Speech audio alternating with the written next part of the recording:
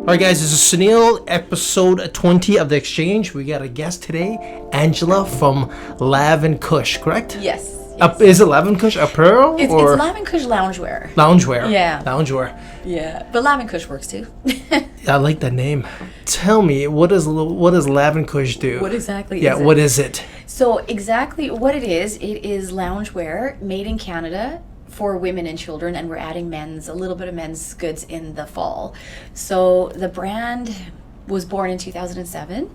The name, I'm East Indian, as you know already. Yeah. So the name actually stems from Hindu mythology. So Lord Rama has two sons, whatever, named Lava and Kush. Lav and Kush. So my dad told me the story when I was really little, and I just loved it. I fell in love with it and the whole story behind it. These two little sons of God, these princes, I guess you could call them, were living in the woods. You probably know the story. No. That's I'm kind of fascinated right now. Maybe it was made up. No, it was probably told to me, but I just like religion. Right. I turn off. I know. Well, it's just too boring because people get too much into it. So yeah, that's it. And there isn't really, the brand itself has nothing to do with the religion, and so I was debating, should I even call it that? But when I was little, I always thought I was quite entrepreneurial, and I thought when I have my own company, I must have been like 7 or 8. I'm going to call it Lav and Kush. So that just stuck with me forever. So when I finally started it in 2007, the name was already there.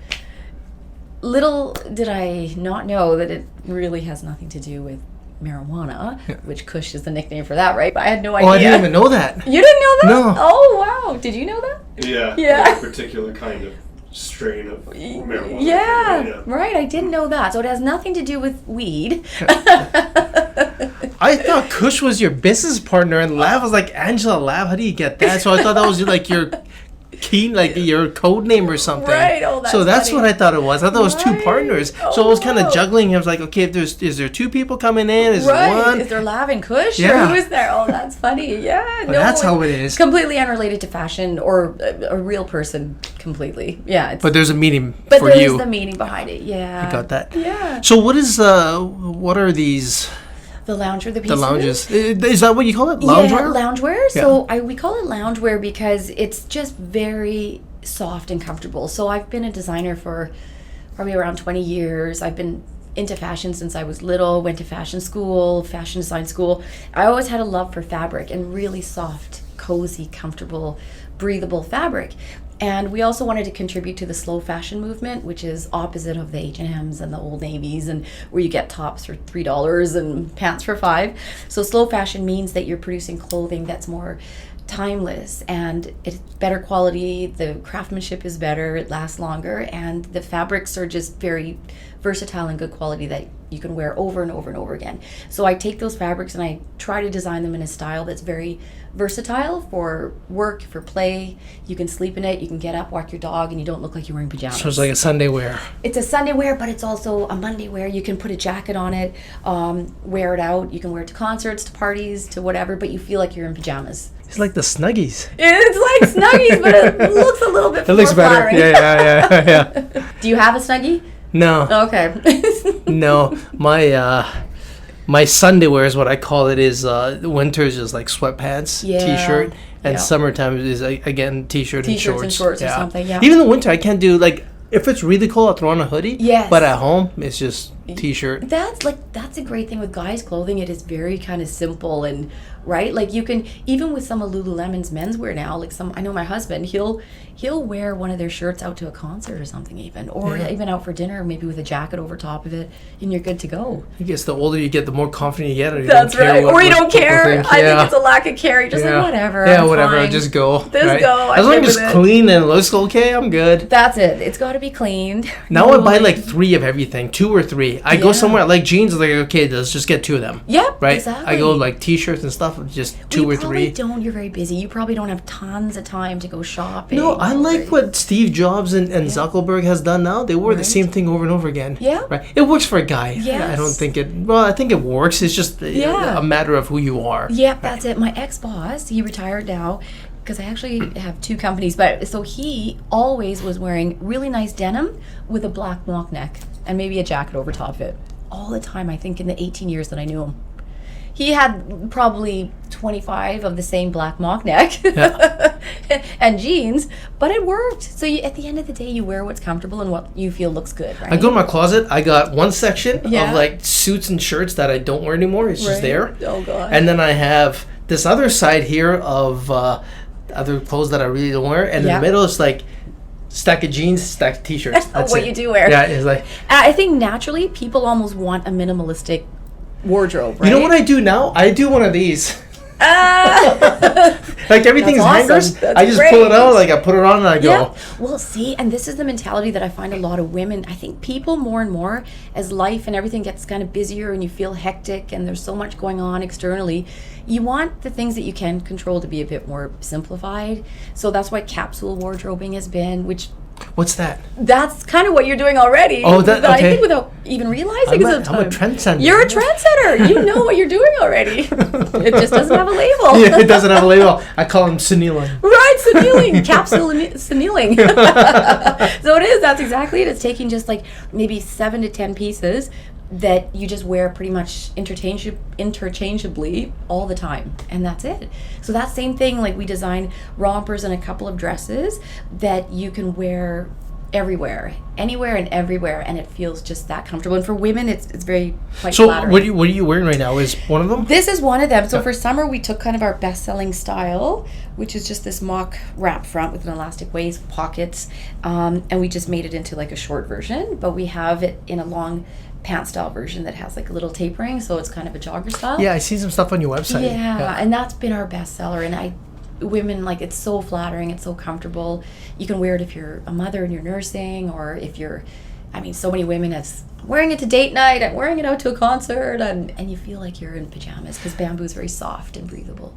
So on the website, I was looking at it. So is it a pair for mom and the daughter? It's kind of, that is our, I guess, our ideal target market, but it is really for anyone. It's funny when I do in-person, like markets and trade shows and stuff like that.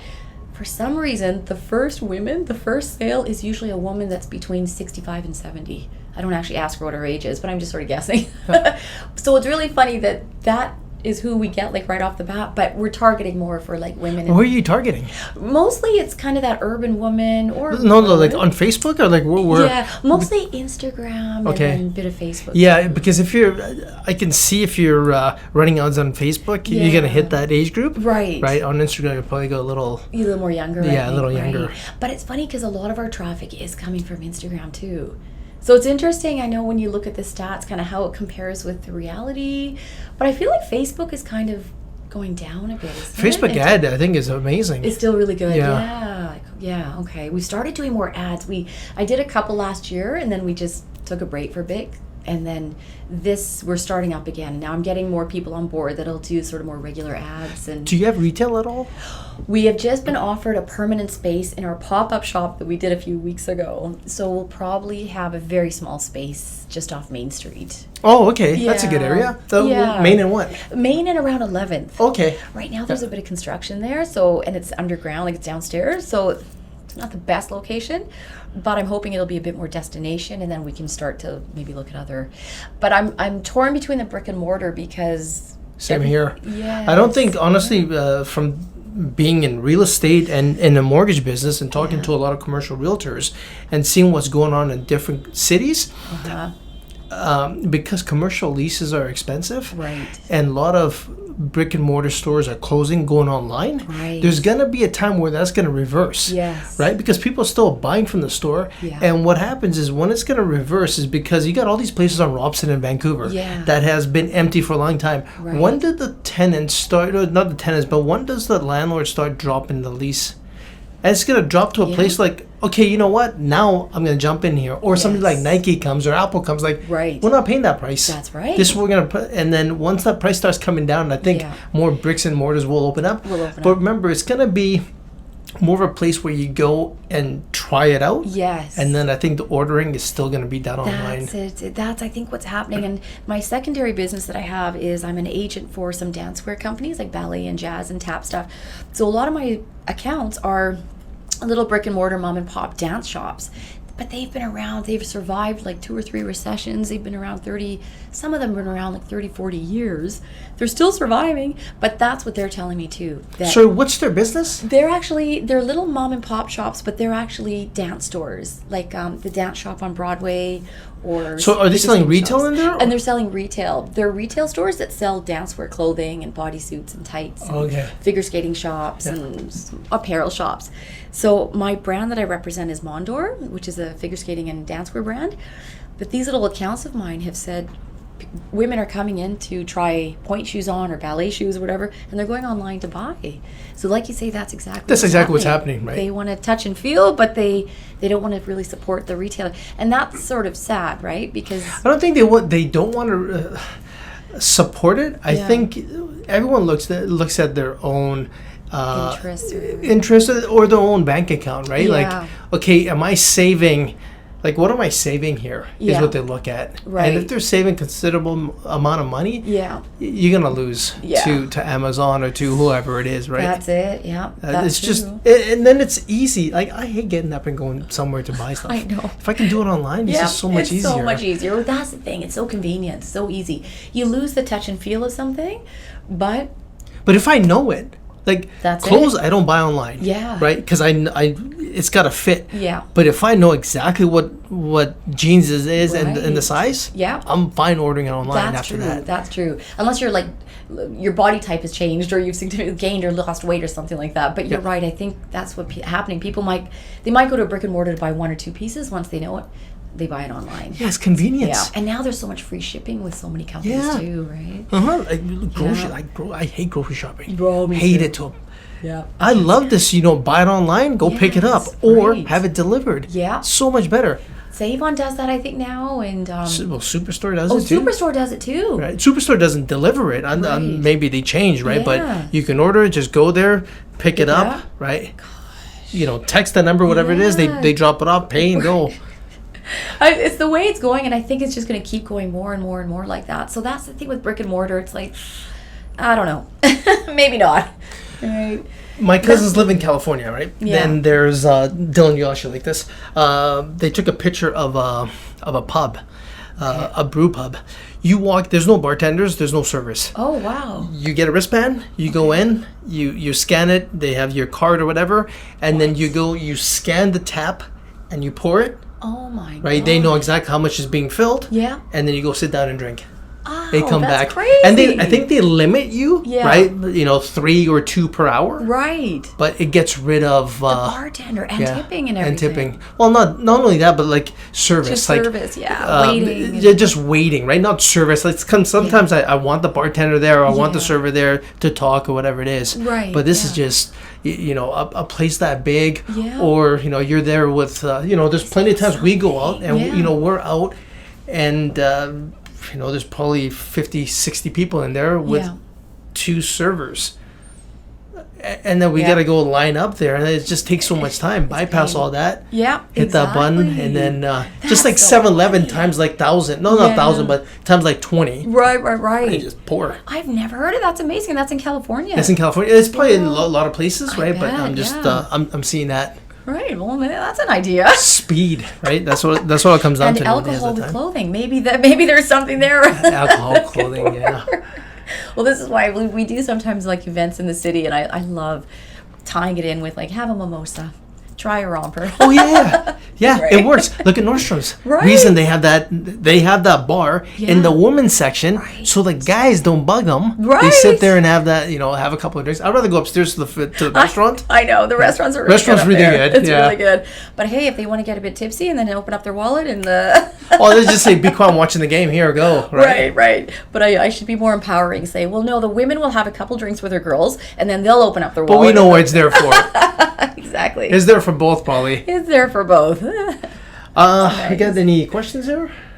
Well, I think before, maybe just a little background. I don't think we got into just how you started it, maybe. Oh yeah. Let's get Yeah, into that. we got it. Yeah. That's okay. Yeah, so I started in 2007 because my dream was always to have my own brand of clothing, and it was going quite well. I was my own sales agent at that time, so I got into quite a few stores across Canada and actually down the west side of the States, the west coast of the States. And it just it just got to be a lot as you grow. And at the same time, when it started growing, around 2010, ironically, as it was growing, the economy tanked. I think it was 2009, 2010, it kind of dropped. And a lot of my little boutiques were shutting down, and they weren't taking their orders, they weren't paying, and it just hit us pretty hard. And around that same time is when I got pregnant. I was expecting my first child. And I also had my other business that I was doing as well. So I was getting a bit burnt out, and I said, let's just take a break for a little while on Lav and Kush. I'll keep going with my other business, have the baby. And then I had my second child about a year after, 18 months after he was born. So I always knew in the back of my mind I want to keep it going, but with a different model. Maybe not wholesale as much, maybe direct to consumer. So that's why just 2 years ago I started it up again, about 3 years ago now, and just with our online focus actually more. But it's interesting because you sell online, and now I've got retailers actually coming to us wanting to buy wholesale. So it's started up again that way. Yeah, so it's exciting. It's like, I think when you have a passion and just a passion that you've had all your life, no matter how much you try to sort of push it down, it always comes back up. Yeah, right? for It sure. always- You can't cover that. Yeah. Obviously, you know, there's a reason. Yeah. Children are very important, right? So, Yeah. you know, having them and raising them to a point where you can Yeah. start focusing on the business again Yeah, is that's it. And I think some people, I'm just not one of those women that my family completes me completely. Like I'm too business minded in that way, where I won't die happy unless I have my brand fully, really bigger scale, and I've got the family as well. So touch wood, it's all on the way. yeah. You need a mixture of same need a here. If mixture it of was both. just the family, I can do it. No, that's it. And I can't be a stay-at-home mom. Just I tried it. I got pneumonia, and I was like, yeah, you know what? I'm hiring a nanny, and I'm going to work. Good for you. And my daughter, she's my biggest salesperson. We were at the park yesterday, just at Kitts Beach, throwing the frisbee around and stuff, and we were petting 2 women's dogs, and she was talking to them all about, she's only 5, she was talking to them all about rompers and bamboo, and my mommy makes bamboo rompers. Then she was coming to me and going, Mommy, go talk to them because they want to know about your rompers. And I was like, Sale. go sell. Little hands, yeah. Bring your phone here. Let's order. Yeah. Where's your mom? Bring her phone too. Exactly. Bring all your friends. She actually teach her how to go in there and how to just Right. not 100. That's right. That's right. Not one. Not one. Let's go more. Let's go more. Definitely more. Yeah, that's pretty much it for how we got started. So is your side? Do you focus more on the manufacturer side, or more on the marketing and the branding side? Definitely more the marketing and branding side. And I'm in the process of trying to get a team together now to help with the marketing, because, as you know too, the marketing has now become a full-time job, right? That in itself is such 90% of the business, I feel. 10% is like the designs, 90% is like marketing and getting it out to market, and the digital stuff, and all the online stuff, and then the in-person, the markets, all that kind of stuff. So it sort of does your head in how much there is to do, where when I was doing wholesale, it wasn't like that at all. It's changed so much in that 10 years. So yeah, the marketing is a huge thing of it. Manufacturing, I contract all that out to different, So we're big on the ethical manufacturing as well. We use home sewers that work out of their home, very happy environment. And my dream would be ultimately to move a lot of it offshore. I don't think that's a bad thing. I believe in being very transparent, so I would love to have my own factory, like in Bangladesh or somewhere in China, where we can help to build a community and employ the women there and give them profit sharing and all that kind of stuff as we grow. In Shark Tank, there was an episode a few years ago where the business owner, she hired a bunch of retirees. So she went to retirement homes and hired them to do all the sewing and everything. Right. Oh, Larry loved it. He's like, oh, that's like slave labor there, right? It's like you cheap would labor. love There's that, like the paying kids like minimum wage. You don't have to pay them full wages, whatever. I think he was just joking there. Yeah, you think exactly. We don't know. He's like, yeah, this is great. But that was Yeah. something that really stuck out. Like, oh, Yeah. and they loved it because they were kind of bored there all day Right. long, Yeah, right? exactly. And then I guess there was a time there where I'm not sure exactly what it was, but it slowed down. Okay. And the seniors got mad. Like, what do you want me to do for the rest of the day if you guys can't even strike. do this? And they get mad. They get mad. Well, I guess if like you're providing them some of their livelihood for the day, and all of a sudden that's sort of gone, of course. Well, they're excited for the day. Yeah. Right. Sit here and sew or knit or do whatever it is. Yeah, that's it. That's a great idea, and I mean that is something that would be great, is to try to employ other people or that need the work, or it's almost like a sewing coalition, something like that. See, for us, we need to have a lot of different machines, like industrial sewing machines and sergers, like 4 or 5 different types of machines. It needs to be kind of in a factory setting. Big tables for fabric laying and all that kind of stuff. But I would love to get overseas and see that happening. You can really scale it there once it gets to a point where you can do that. Exactly. Last couple of years, doing all this type of work and figuring out the marketing and the branding side. Right. Now I know why marketing departments in a company is so huge. And I think a lot of them are small because they haven't even really got into the digital side. Yes, right. No, you're right. Like we were talking the other day, there's so much to even just the digital marketing, and then there is more than just the digital marketing as well. There's the whole other side of it. Well, there's content creating.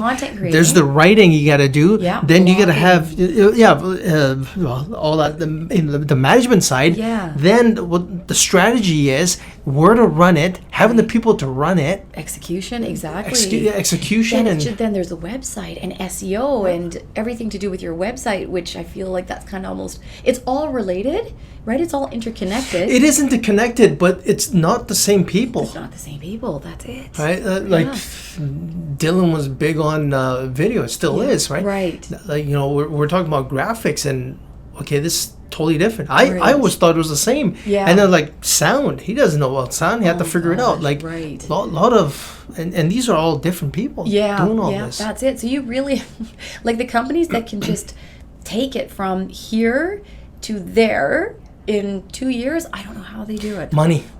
Because they deployed it well. They saved it, and then they put it in the right place, or they said, okay, this is not working. Yeah. We're going to deploy this capital in somewhere there where it's working. Right, makes sense. And I think Chip Wilson said this years ago. I remember one thing that stuck out. Speaking of things that stuck out in your mind, is I met him one time at a charity organization that he is a part of. Not sure if he still is, but my friend actually started it, called Imagine One Day. And they're great.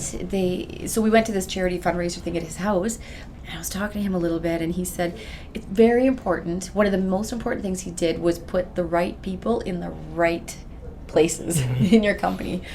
That makes such a difference right there, and that can really kind of take you far. It's about talking to your employees what they want to do. Yeah. Not push them into an area where you think they're going to fit. Yeah. Ask them where they fit. That's exactly what I do. Whenever I do interview anyone for something, for a position or even a part-time position, or even when I had an intern a couple years ago, the first question was, what do you love to do? Like even on the personal side of things, and then what do you love to do? Where do you see what's your ideal job? What's your dream job? And be candid. Tell us, because we don't want you doing something that you don't really want to do. Yeah. It doesn't make sense. That doesn't last. Yeah. If somebody was to give me that, I wasn't going to last. I would take off in a second, right? It's just it's something that doesn't make me happy. Yeah. No, that's it. And I think these days especially, everyone wants to do what they want to do. There's so many entrepreneurs. There's so many people that have they have a job, they have a side hustle, they have another gig they're starting. So I think it shows you that people are just really wanting to pursue their passion. Nothing wrong with working for someone else. That's great. But they want to do what they want to do. Yeah, he's just wired differently. Yeah. Yeah, it's not the same thing as it was years ago, where the majority of people got one job and they stayed there for all their life. Yeah, 40, 50 years of one job. 40, 50 years, clocking in, clocking out. Yeah. Oh, yeah, I cannot do that. But I know No. a lot of people that love to do that. Yeah, and that's good, because you need those people too. Right? Stability they like that steady paycheck coming in, and they know when the vacation's happening, and they're good. Exactly. Government jobs, and they're golden that way. That's it. Yeah. That's it. Yeah. All right, Q&A time, I guess. Let's do it. So we got some questions that we got from our community, and we just answer it back and forth, and we can both answer or Yeah. First one from Tom. What are you obsessed with as an entrepreneur? Is that for me? Yeah, for Okay. both, Oh, for both of us. Yeah, go Okay, ahead. what am Yeah. I obsessed? You know what I'm obsessed with as an entrepreneur? This sounds very sort of I shouldn't say maybe a male answer, but profitability. That's probably it right now. Hey, Making without money, that, the money, the company would not grow. the company's not growing, and you have a very expensive hobby, right? Yeah. So profitability right now is where I'm kind of really focusing, and sustainability. So those two together. Yeah, for me, it's I love the process. I love coming in and working, and Yeah. I think for me is if I do the same thing over and over and over again, Yeah. the profits come in, and then Yes. deploying that capital back into the company Yeah. to allow it to grow. Right, So right. yeah, I enjoy that. Yeah. Like when I get a check, I'm not as happy as when I got the deal. Right. It Yep. makes like that side. makes sense. And then Well, also customer satisfaction too, right? Like I know if you have a product based, so sorry, as I said profitability, that probably sounded very cool. no, not at all. I agree with you. Because like that's we're kind of in this growth stage right now. So like, my mind is very much on the bottom dollar. But what I love, I just had 3 calls this morning working with different customers, trying to get them what they want. Someone wanted 2 rompers for a birthday present for his wife, so we're going to deliver it on Thursday because it's a really good idea that he's doing, but he kind of cut the timeline a bit too short. So it's so nice to really provide customer satisfaction, to have your customers come back and be really happy with what they bought, and they email you saying they love how it fits or how it feels. A mother last week emailed me saying, my daughter won't get out of the dress that I bought for her because she says she just feels so beautiful in it. And she was like 4. Do you have that? Is that an email? That was an email. We posted it on our stories, but yeah. I would take that email. Yeah. I would give it to a video creator and get them to create an ad around that, and I would run that ad. Really? Yeah, I would. That's a good idea. Yeah. Okay. Because that's a true story there, right? Yeah, exactly. You're right. That's a great idea. Those little ones are just yeah. important. Those little things are really They're important. very important, and anything that evokes probably emotion and the feel of it. Yeah. I like it. Thanks, Tom. Oh, you remember the name? I forget the name always. I always have to ask. Next one is from Nathaniel. This one's a little vague, but I'm just gonna ask it anyways. I'm interested in collaborating with another business in some way, but I'm not fully sure how. What would be the best way, or what would work with apparel, other than selling in a physical store? That's interesting because that's what we're always trying to do. That's where we're trying to grow right now is our collaborations with various other companies. So I know one of the most important things is to find other brands that really have the same messaging as you and fit the same values and mission statements and all that that you pretty much have for yourself. So for us, if our target market is that very busy mom with young children, probably working, she's probably very interested in health and wellness, self-care, that kind of thing, schooling, diet, nutrition, all that kind of stuff. So we tend to try to reach out to those companies that provide that kind of stuff. Yeah. I would Accessories. I would be teaming up with like a lounge, couch, bedding type of company. Like furniture or something. Yeah, something like that. Yeah, that or blankets or something that provides comfort and right. That kind of goes with that whole thing. Because for me, like my day to chill and relax is Sunday. Yes, Sunday fun day. Yeah, Sunday fun day, Sunday football day. Yeah. And then so like, I look at what I do on Sundays. I was like, how do I put this together? Yes. Right, I'm in that loungewear. You guys gotta get one for a guy. We gotta get ones for a guy. Yeah. A onesie? We could do a Not a onesie for a guy. onesie. You'll probably pull a onesie off. I can't do it. Hey, man. I'll be wearing it in the office. Yeah, right? Yeah. Got his front down zipper. Yeah. What would you do for men? Like, or what do you do for men? Well, we've for- got a for few loungewear? things in the works for fall and then getting into Christmas. Like we're planning on doing kind of a yoga or pajama pant, I guess, just like a straight leg pant in bamboo, and probably just a couple t-shirts, and then maybe like a pair of shorts. So just like 4 small little items, but the fabric would feel so good and last really well that you wouldn't really need too much other type of clothing. Yeah, exactly. That's I think just pants, t-shirt, and shorts. Yeah, pants, t-shirt, and shorts. Super simple. Socks. Socks. Slippers right. can do it too. Yeah, Yeah. I wear slippers in the house. We've got some really nice bamboo plaid coming for fall, the fabric. So I just thought that might be really nice, even for like a little Christmas grouping. Throw on some red and black plaid pants or something, and maybe like even a slimmer leg jogger style or something like that. Yeah. You find it's harder to cater to men or market to men in your niche? It is because, okay, so clothing for men I find just not as fun. Yeah, agreed. It's just, there's not as much you can We're not do. interested in it. Right. Well, no, I can't say from all of us, but Right. I'm not. You're right? not as interested, and like it's kind of more of a basic thing, right? Unless you're maybe doing some suits and stuff like that. But for loungewear, like you say, it's kind of very basic. Like you got your track pants, your sweatpants, some t-shirts, maybe a hoodie or something like that. So I've never gravitated. I've always been kind of very creative, and I've had to tone that down to go more the loungewear focus. So I've never found it too interesting, to be honest. But it is what it is. Yeah. Nice t-shirt though, it can't hurt. I think for a lot of guys, it's just like what branding is important, right? Yeah. You know, Jordans obviously sell, Right. but like what's on the t-shirt or you know, is it their sports team? Is Yeah. it whatever it is? And I think Yeah. that's what majority of them will look That's for. exactly. And then you're gonna have that, you know, 10-15% that are like, well, you're gonna have like 10% where like I'm somewhat fashion. Then you're gonna have that 5% that's good, like straight up, like what's the newest cutting, Yeah. not technology, but style out there. Exactly, the designer brown. They want that designer brown. So you're right. That's exactly is it too. I don't know how much of that percentage would we really kind of grab, because it is very name Market driven. research, you'll find that. Yeah, do more market research. Yeah. You'll get that. Yeah, because we do want to be more of an all-inclusive, family-friendly loungewear company as it grows. Yeah. Then you know what? Target to the same females, Yeah. right? Because they have their spouse. Yeah. And most of the time, the spouse buys the wife. Right. Well, the girlfriend will buy for the guy, right? Exactly. As a gift. As a gift. As yeah. a gift, For sure. or whatever, right? Yeah, that's it. So I should ask you guys, like, if we're gonna do one pant, would you want it more to be like a straight leg, or more of a little bit of a tapered jogger style, almost? If I'm at home, Yeah. I want the most comfortable. So probably not tapered. Yeah. Tapered to like somewhat fitting, but Right. you know, for me it's like loose at home. Just a loose at home It'd one. probably be the same. I think so. Yeah. Just a drawstring. Yeah, kind of- just yeah. whatever.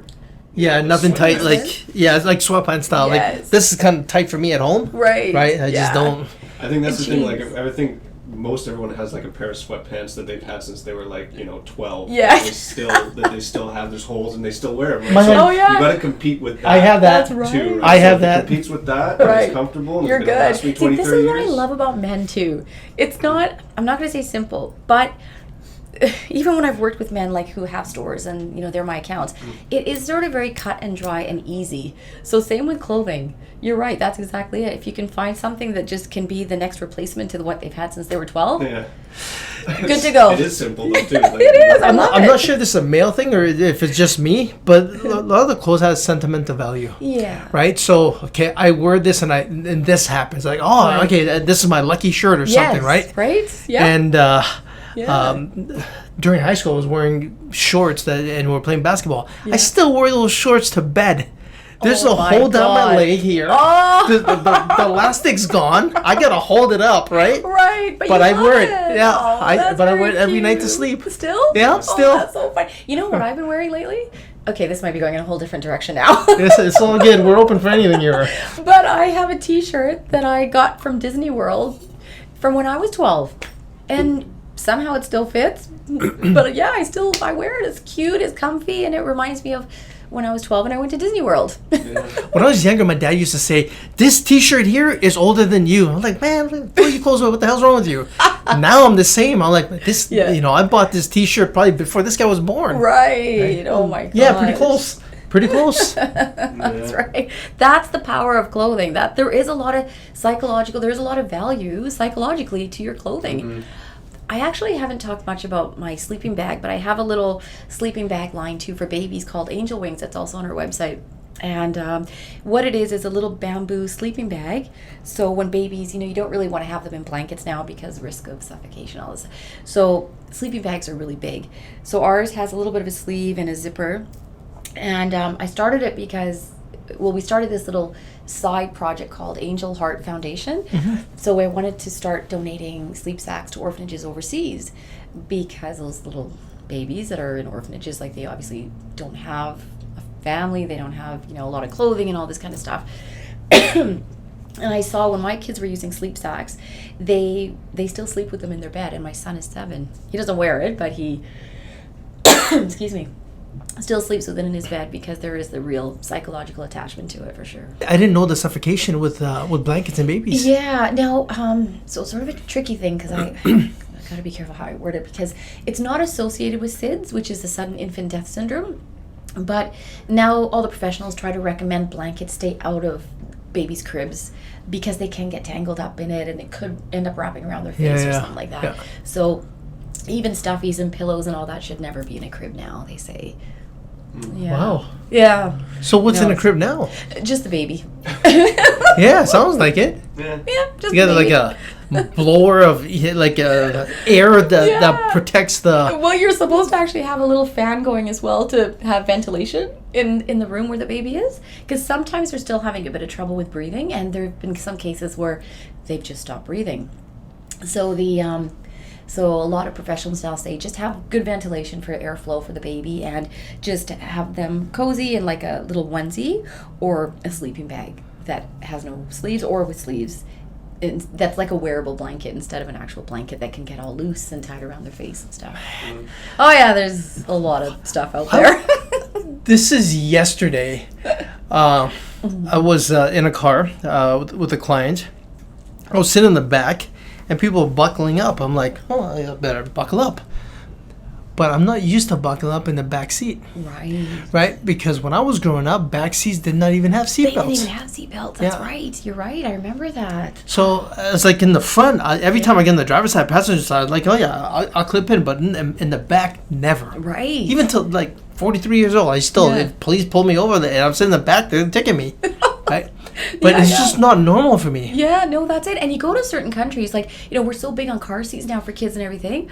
But you go to India, for example, you go Mexico, wherever, they are not using car seats. I mean, maybe they are now a little bit more, but they weren't for years and years. So that's... Yeah, no, I remember younger, like, there's no car seats. People just carrying the baby around. Yeah. I don't even think we had car seats. Right. Yeah, I don't know. I guarantee it, I didn't. You did? No. Yeah. No. Oh. You might want to tell your mom and dad. Well, now today is different. Today is different, right? Yeah, that's true. I think now you can actually get fined. Like the parents can get fined if they don't have a car seat. Well, if you get fined, you'll probably get beaten by another mother.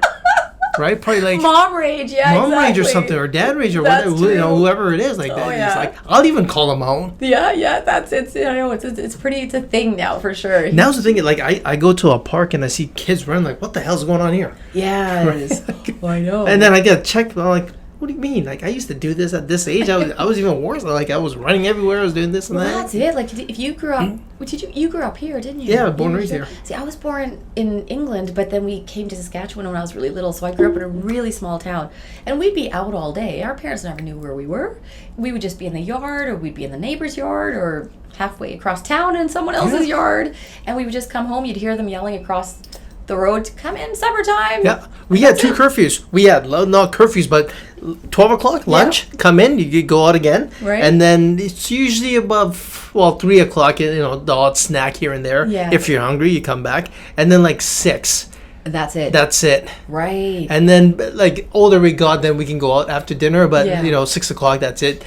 It's so at home different now, right? I mean, it's a different world now. Completely. Okay, I can't even get kids out of the house. No, that's it. It's the electronics, and it's kind of a little bit lazier than what it used to be. I don't know. Yeah, I know. Different. What else we got, Dylan? All right, so we're gonna breeze through these real quick because I know you gotta go. So this is from Mike. I own half of a custom clothing and clothing alterations business. My business partner thinks we should get into retail. However, neither one of us has experience purchasing clothing for reselling. Any suggestions on where we can get started? Any idea of how to go about this? We are considering being the local dress shop since women make up 85% of our business. Oh wow. Okay, so I wonder, they're wanting to resell, not manufacture? It seems that way. Yeah. That's also kind of tricky because what would they want to do? They could talk to some wholesalers and see about, you know what I did once that was kind of interesting, and I know a lot of stores do that here. maybe I should name the ones that do that, but I know that there's a huge market down in Los Angeles downtown, and it's not called the Fashion Exchange, that's here, but it's called San Pedro Mart. So it's a big mart down in downtown LA, and there are literally thousands of little agencies that bring in clothing, everything from dresses to loungewear, FX the same. T-shirts, right? And it's not that expensive. So a lot of retailers here go down there. It's like they call it cash and carry. They bring up suitcases loads of clothing. They even have a shipping system down there where you don't have to haul it back yourself. You have it shipped from LA to Vancouver, and you pay the duties and the customs on it, and you sell it in your shop. That way you don't have to manufacture anything, and you're basically a reseller. A lot of stores have made money that way. I just think that market has gone online today. I think if you want to be a reseller, there's no point in being a brick and mortar. That's what I think too. I would say eliminate the brick and mortar. If you're going to go completely retail, like online, I think now what you'd want to do, which is what we're kind of doing now more and more, is more video, like we were talking, and really making your website as interactive as possible, so that the customer can really feel like they're experiencing the fabric and the fit and everything about the garment before. So there's more consumer confidence, I think, when they're looking at the clothing. Stay away from brick and mortar, I'd say, right now. So I'm guessing they don't have their own brand, right? It's Doesn't say. okay. Let's just say they don't have their own brand. I would let's just say they have the brick and mortar, or it's almost complete. Sell other people's products, and find out which one's selling the best, right? And then see if you can target to that market by creating your own brand, right? And because at the end of the day, I think that business is going to be eaten up by a lot of it. Well, you can also do private label. Like if you're trying private label is great, right? Very simple thing. You just get a T-shirt made. You get your own labels made. Stick it in there. It's not your own T-shirt. Sorry, you buy blanks. I guess they call it. So like logoed shirts and sweatshirts are also big right now too. So that's something. But you look at the profit margin on some of these. Okay, you're buying for 10. You're selling it for 15. Minus your cost and everything else that comes around that, your profit margin is nothing versus when it's your own, you're looking upwards of maybe 100% if not more. That's it, like kind of doubling and stuff too. It's tough, and that's the thing why even versus like retail going wholesale, you lose so much of of your margin when you are selling wholesale. But then volume steps up. That's it, right? Because you got Costco and Walmart. I'll take that business all day long. Right. But you know the problem with those big stores, they're so risky to deal with because they can cut you off at any time. They can send back shipments and stuff, right? Chargebacks and all that kind of stuff is really tricky. And then of course, there's the whole thing. Yeah, but that's one part of your pie. Right? Make sure that's not everything. That's not everything. That's true, So brick and mortar, but what's happening now, you're seeing a lot of pop-up shops too. So a lot of brands are going big with pop-up shops. They're here, and then they, that also gives you that whole urgency to buy because it's very exclusive. They're a pop-up shop for a week. If I was to partner up with you, you have your online side. I would say screw that brick and mortars on Main Street. I would go buy an Airstream. Right, those trailers. Right. Cut those trailers. Right, and have your store in there, right, and follow the festivals that moms like, right? Whatever it is, if it's that Catalano days or something. It's something like that, right? Something like that, or anything, yoga, like what, find where they are and go there. Right. That, like the fashion trucks, and there are a few actually in the city that there's one at the convention center. I see them popping up once in a while, and I'll have like hashtag and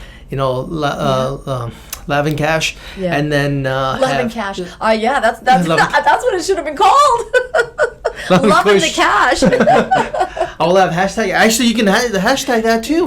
Right. And then have people taking photos there. Right. And put it on their Instagram, on LinkedIn, and everything else. I would focus more on that side. That's a great idea, Sunil.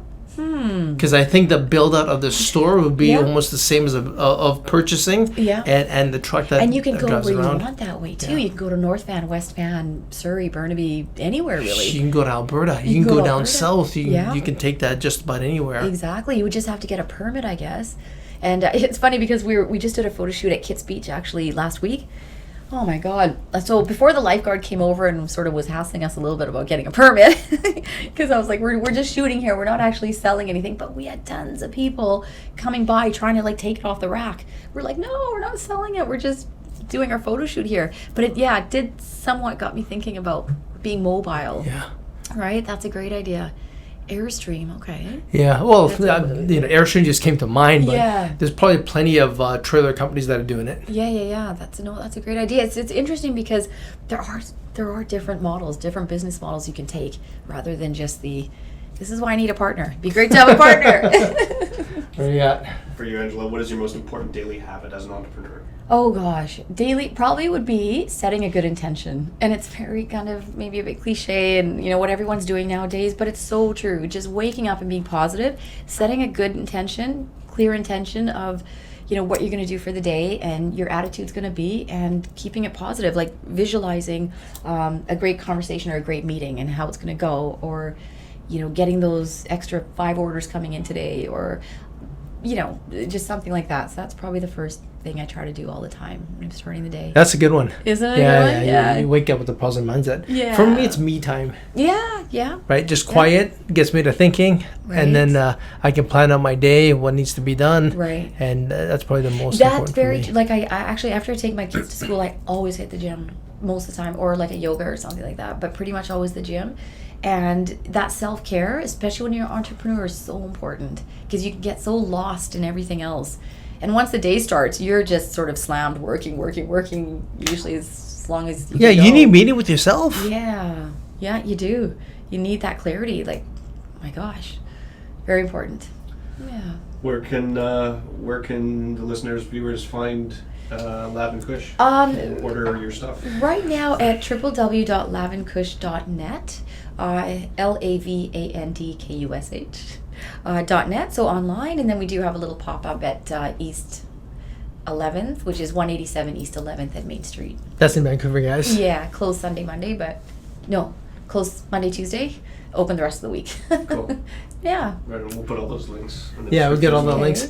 You know what? One of the things that kind of surprised me with retail, why is Monday and Tuesdays those days? Slow. Yeah, they're slow, eh? Well, I think Saturday, Sunday, the weekend, people are out shopping. Monday, Tuesday. Are they out of inventory? Hopefully. Hopefully. We need to restock. Come on. We need to restock. We get an order on Monday morning. It's coming on Tuesday evening. And So Wednesday we you guys come reopen. back. Reopen Wednesday, that's right. Yeah, they could be. Oh, and sometimes, they just have to clean up their shop. But yeah, it's funny. It's always been like that. Even with my clients I've had for years, they pretty much, it's just the slowest days of traffic, I guess. Yeah, like barbershops and hair salons, they Yeah. got their day, and then retail. But yeah, I always found like Monday and Tuesday, it's always... That's always it sort of sucks as a consumer though too, because who's to say I'm not going to go out looking for something on a Monday or Tuesday? I'm not going on a weekend. No, the weekend is when you kind of want to avoid it because it's too crazy. Yeah. I don't want that. I would go at... actually, for me, the best time is Monday to Friday. Yeah. 10:30 to 11 p.m. I love that time. Right. Especially grocery shopping. At 10:30 to 11. Oh yeah, 10:30, at 11, night. 12, like at nighttime, yeah. Dead. Nobody's Right. there. They're stocking up the shelves. Yeah. I'm not fighting with anyone, That's and I'm just true. grabbing it. Maybe a couple of drunk people here and there, but whatever. Hey, I'm good. I'm okay with that. Yeah, that's right. I You can pick up handle the it. stuff and That's a good point. Oh my god, I'm so tired by 10:30. If I'm not in bed, I should be. that's that's my second energy. I think I get around 11 o'clock. Yeah, a well, lot of like people about do. 9, 10, I get that second boost. that second wind, and then you can just go. That's when I'm on the phone like crazy Right. and messaging and figuring stuff out. Well, and that's the thing with being an entrepreneur is that you can converse with people at any time, and you can always tell when it's another person who owns the company because they're up at like 10 o'clock messaging. That's what I'm doing a lot of times, reaching out to influencers, collaborating, sending out notes and stuff like that. And How's your day start? my day pretty much starts with getting both kids up and doing the mom stuff, getting them to school, heading to the gym. But I always check my emails pretty much within the first hour of getting up, kind of thing, in case there is anything really urgent that comes up. And then that's it. Head to the gym, and then I start with all my emails, and I use a day timer still. Yeah. Like, I do too, but it's on my phone. It's on your phone. See, mine's literally the old from Staples. That's fine. Yeah. It's how you Blue Note.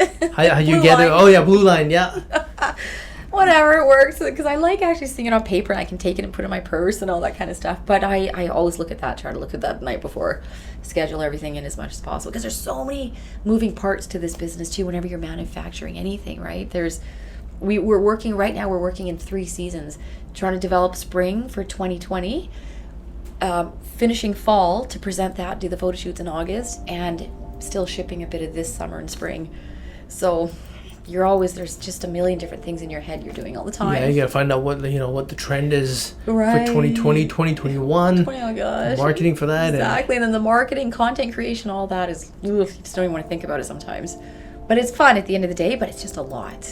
Yeah. Wow. Thanks for coming down. Really appreciate Have it. I exhausted you guys? No, not at all. Not at all. Oh, Yeah. good. So Well, thank you. not a problem. So we'll have the links below and go from Okay. there. Yeah. Yeah, reach out whenever you need anything, and if there's any way I can help, I'll Sounds good. Yeah. Well, Definitely drive the help truck. drive the truck. Yeah.